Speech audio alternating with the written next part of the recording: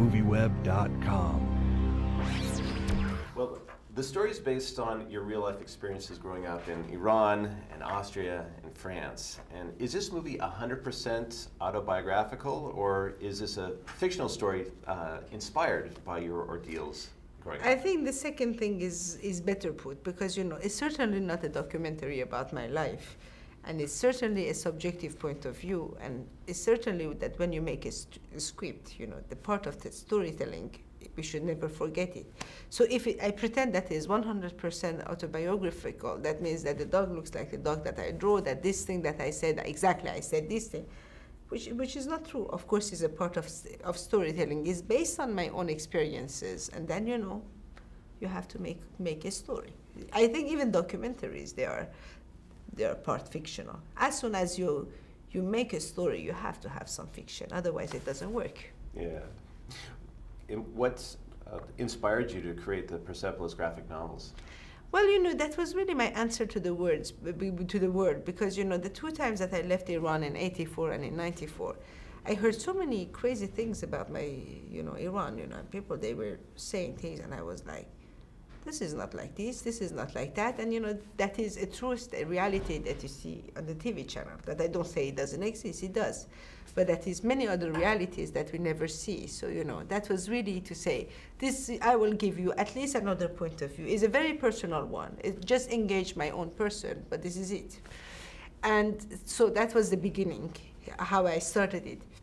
And of course, you know, I wrote it 5 years after I left Iran the second time, because, you know, I needed to have distance with the story. I didn't have to be angry anymore. I didn't have to have any violence in me anymore, because, you know, you cannot answer to the stupidity by stupidity. You cannot answer to the violence by violence. So it's extremely important to take a step back and look at the thing. So that is what I tried to do, and that was the reason I made it in the first place. Now, how did the graphic novels then turn into a movie? Well, that was a mess, because I never wanted to do that, and I always thought it was a very bad idea. I still do. That, you know, it's not because you are a good cartoonist that you become a good movie maker, and that's not because something works, you know, as a comic, that it will work as a movie. But knowing that was very good, because I knew the danger of the project, that you shouldn't make an adaptation. We had a transposition. We had to really make an adaptation. That means forgetting about the book, taking the material and turn it into a cinematographic language.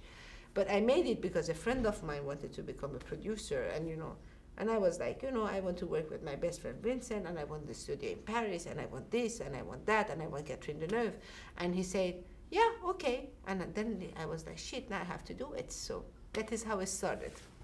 You know, I found this film very insightful in providing a perspective from an everyday Iranian's point of view, which is not common in film. Was that the point, to get a woman's point of view who lives in Iran? It's not a woman or a man. You know, the fact is that I am a woman. I mean, if I was not a woman, I would be a man. It is a very personal point of view. Since I didn't want that to become a political or historical or sociological statement, I had to write it in my name. I had to put it on my name. It happens that I'm a woman, but it's a human point of view. And really, if there is one message in this movie, is the humanistic message, is that human being anywhere is the same, and they have the right to live, because they have dreams, because they have love, because they have parents and kids, and the life of all of us worth something. And then we have to understand that the situation is not as easy as we think.